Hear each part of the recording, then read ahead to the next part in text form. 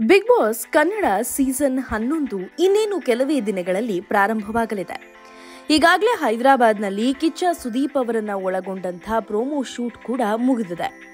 ಇನ್ನೇನು ಕೆಲ ದಿನಗಳಲ್ಲಿ ಪ್ರೋಮೋ ಕಲರ್ಸ್ ಕನ್ನಡ ವಾಹಿನಿಯಲ್ಲಿ ಪ್ರಸಾರವಾಗಲಿದೆ.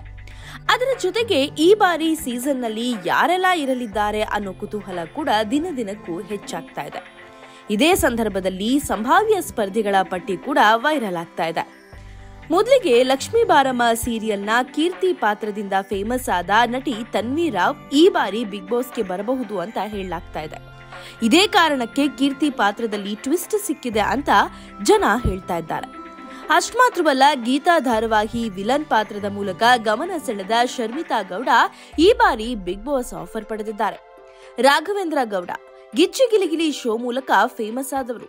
ಇವರು ಸಹ ಬಿಗ್ ಬಾಸ್ ಮನೆಗೆ ಬರಲಿದ್ದಾರೆ ಅನ್ನಲಾಗ್ತಾ ಇದೆ. ಇನ್ನು ನಿರ್ದೇಶಕ ಎಸ್ ನಾರಾಯಣ್ ಅವರ ಮಗ ಪಂಕಜ್ ನಾರಾಯಣ್ ಸಿನಿಮಾದಲ್ಲಿ ತಮ್ಮ ಅದೃಷ್ಟ ಪರೀಕ್ಷೆಗಿಳಿದಿದ್ರು. ಆದರೆ ಯಾಕೋ ಅವರಿಗೆ ಸಿನಿಮಾ ಕ್ಷೇತ್ರ ಅಷ್ಟಾಗಿ ಒಲಿದು ಬರಲಿಲ್ಲ. ಇದೀಗ ಬಿಗ್ ಬಾಸ್ ಮನೆಗೆ ಬರಬಹುದು ಅಂತ ಹೇಳಲಾಗ್ತಾ ಇದೆ.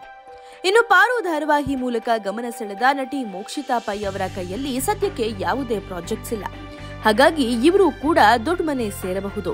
ಗಿಚ್ಚಿ ಗಿಲಿಗಿಲಿ ಸೀಸನ್ 2 ವಿನ್ನರ್ ಆದಂತ ಚಂದ್ರಪ್ರಭಾ ಬಿಗ್ ಬಾಸ್ ರಿಯಾಲಿಟಿ ಶೋಗೆ ಅವಕಾಶ ಪಡೆದಿದ್ದಾರೆ. ಬಿಗ್ ಬಾಸ್ ಮನೆಗೆ ಗಾಯಕಿ ಆಶಾ ಭಟ್ ಕಾಲಿಡ್ತಿದ್ದಾರೆ ಅಂತ ಕೂಡ ಹೇಳಲಾಗ್ತಾ ಇದೆ. ಇನ್ನು ಬೃಂದಾವನ ಸೀರಿಯಲ್ನ ನಟ ವರುಣ್ ಆರಾಧ್ಯ ಬಿಗ್ ಬಾಸ್ ಮನೆ ಸೇರಬಹುದು ಅಂತ ಹೇಳಲಾಗ್ತಾ ಇದೆ.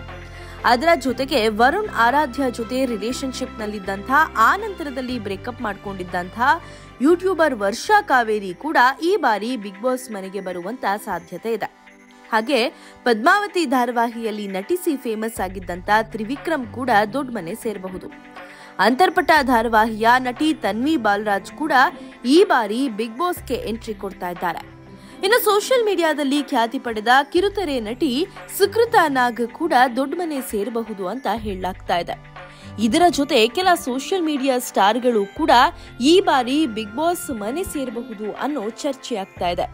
ಏನೇ ಇರಲಿ, ಸ್ಪರ್ಧಿಗಳ ವಿಚಾರಕ್ಕೆ ಬಂದ್ರೆ ಬಿಗ್ ಬಾಸ್ ಟೀಮ್ ಕಡೆಯ ಕ್ಷಣದವರೆಗೂ ಕೂಡ ಆ ಕುತೂಹಲವನ್ನ ಕಾಪಾಡಿಕೊಂಡಿರುತ್ತೆ.